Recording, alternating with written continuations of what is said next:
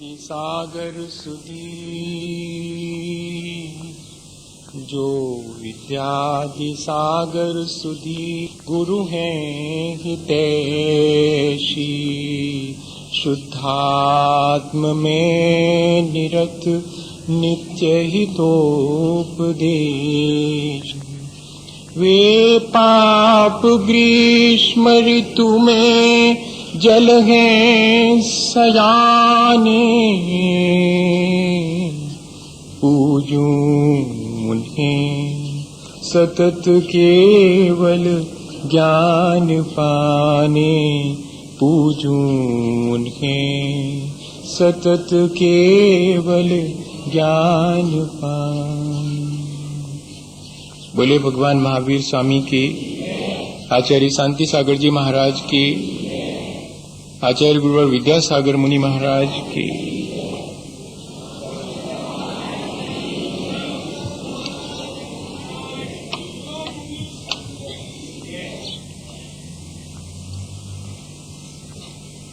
हम सभी के जीवन में जो कर्म हम करते हैं उनका फल भी हमें चखना पड़ता है। बुरे कर्मों का फल बुरा होता है और भले कर्मों का फल भी हमें अच्छा या भला मिलता है। ये एक बहुत कॉमन सी चीज है, लेकिन नियम सिर्फ इतना ही नहीं है, नियम इससे भी ज्यादा है। जैसे अगर हवाएं किसी बगीचे के ऊपर से गुजरती हैं तो वे हवाएं सुगंध से भर जाती हैं, और अगर वे ही हवाएं किसी स्मशान में सड़ने वाले शवों के ऊपर से गुजरती हैं तो हवाएं दुर्गंध से भर जाती हैं।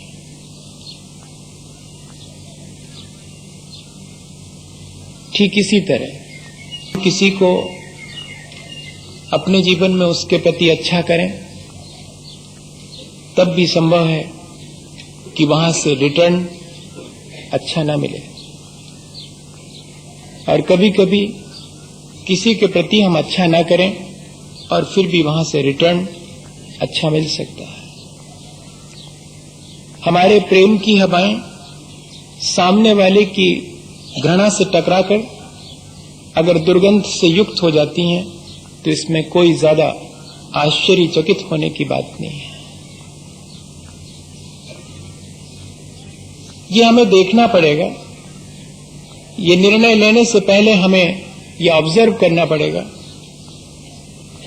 कि हमने जो कुछ भी कर्म किया है वो किस स्थिति में, किस परिस्थिति में किया गया है।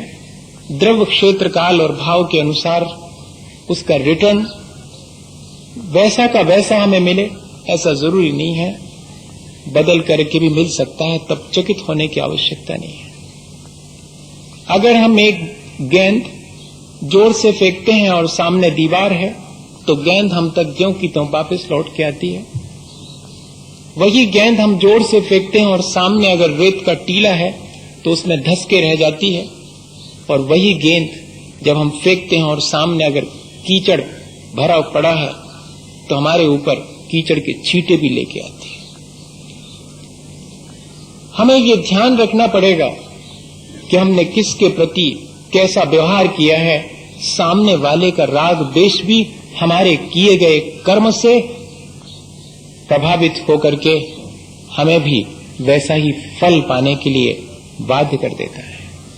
इसलिए कर्म करने की जो कुशलता है वो हमें बना करके रखनी चाहिए। भले और बुरे दोनों प्रकार के संस्कार हमारे जीवन में हैं।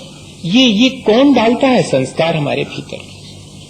कभी कभी चाहते हुए भी हमारा मन अच्छा करने का सोचते हुए अच्छा क्यों नहीं कर पाता, और कभी कभी हम दूसरे का बुरा सोचते हैं फिर भी हम दूसरे का बुरा नहीं कर पाते। आखिर बात क्या है? कभी कभी हम सोचते हैं कि अपने जीवन को व्रत नियम और संयम से अनुशासित करेंगे, लेकिन नहीं कर पाते। कभी कभी हम सोचते हैं कि हमारी अपनी दृष्टि को हम निर्मल बनाएंगे, लेकिन हमारी दृष्टि की विकृति जा नहीं पाती है। कोई तो है जो इन सब में हमें बाधा डालता है, जो हमें थोड़े भी व्रतों को ना होने दे, भी एक तरह की कषाय है, और जो हमें पूर्ण रूप से महाव्रत न होने दे वो भी एक कषाय है, और जो हमें अपने आपे में न रहने दे वो भी एक कषाय है। वो भी हमारे अपने परिणामों की कलुषता है। कषाय और कोई चीज नहीं है, कषाय हमारे परिणामों की कलुषता है। अब उस कषाय को या कि उस मन की कलुषता को हम कैसे धोएं और हमने कैसे अपने मन को उससे कलुष कर लिया है, इसको हम समझें तो संभव है कि हम वर्तमान में कुछ ऐसे कर्म करें जिससे कि हमारा जीवन ऊंचा उठे, अच्छा बने। रेत का एक कण भी अगर की चीजों में मिल जाए तो सारा मजा किरकिरा हो जाता है। अगर दुर्गंध का एक कण भी वातावरण में आ जाए तो सारे वातावरण को विषाक्त और दुर्गंधमय कर देता है। यही स्थिति हमारी अपने परिणामों की कलुषता या कषाय की है। हमारे भीतर द्वेष और घृणा के जो भाव हैं, हमारे अनचाहे, हमारे संस्कारवश जो आते चले जाते हैं, वे ठीक ऐसा ही वातावरण को दुर्गंधित करते होंगे जैसे कि हवा में एक दुर्गंध का कण आ जावे तो सारे वातावरण को विषाक्त कर देता है, या कि खाने में एक रेत का कण आ जाए तो खाने के मजा को किरकिरा कर देता है। नीम तो कड़वी ही होती है भैया, लेकिन ध्यान रखना कि नीम का बीज भी कड़वा होता है। ये जो भी हमारे अंदर अशुभ परिणाम होते हैं वे तो अशुभ हैं ही, लेकिन उन अशुभ परिणामों का जो बीज हमारे भीतर जो कषायें पड़ी हुई हैं वे भी ठीक ऐसी ही हैं। अगर हम किसी से गाली सुनना पसंद नहीं करते तो हमारा फर्ज है कि हम भी अब गाली देना बंद करें। अगर हम किसी से अपने जीवन में दुख नहीं पाना चाहते तो हमारा फर्ज है कि हम भी दूसरे को दुख देना बंद करें। और आचार्य भगवंत इसी स्टाइल में ये लिखते हैं कि यदि हम आगे कर्म नहीं बांधना चाहते तो हम कषाय करना बंद कर दें। जिन्हें कर्म न बांधना हो ते कषाय न करें। जो दुख नहीं चाहते वे दूसरे को दुख देना बंद करें। ठीक इसी तरह जो अपने जीवन में कर्मों का बंधन नहीं चाहते, जो संसार से मुक्त होना चाहते, उनके लिए आचार्यों ने एक ही बात लिखी कि वे कषाय न करें। कषाय की तासीर है कि वो हमें अपने आपे में नहीं रहने देती। चाहे वो कैसी भी कषाय हो, क्रोध के रूप में हमारे पास आई हो या अपना रूप बदल करके, ये कषायें इंटरचेंजेबल होती हैं और इंटरकनेक्टेड तो होती हैं। एक जगह से हिलाते हैं सब प्रभावित होता है, और इतने ही नहीं, हम बहुत जल्दी इनको एक दूसरे में इंटरचेंज कर लेते हैं। ये हमें किसी भी रूप में आए, चाहे क्रोध के रूप में आए, चाहे अहंकार के रूप में आए, चाहे छल कपट करने के लिए रूप में आए, चाहे किसी चीज के प्रति हमें आसक्त करें, लोभ के रूप में आए, ये किसी भी रूप में आए, हम अपने आपे में नहीं रह पाते।